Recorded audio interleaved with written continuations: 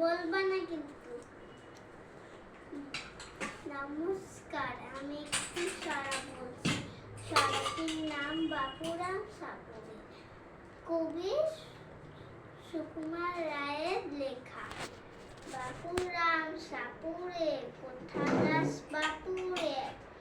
আয় বাবা দেখে যা, দুটো সাপ রেখে যা। যে সাপের চোখ নেই, নখ নেই, ছোটে নাকি হাঁটে না, কাউকে যে মারে না, কাটে না, মারে না খুব ফাঁস,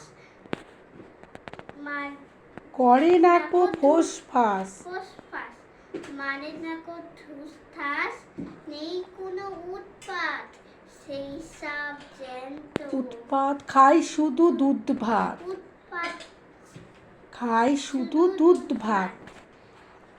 সেই সাপ জ্যান্ত, গোটা দুই আন্ত, তেড়ে মেরে ডান্ডা করে দেই ঠান্ডা।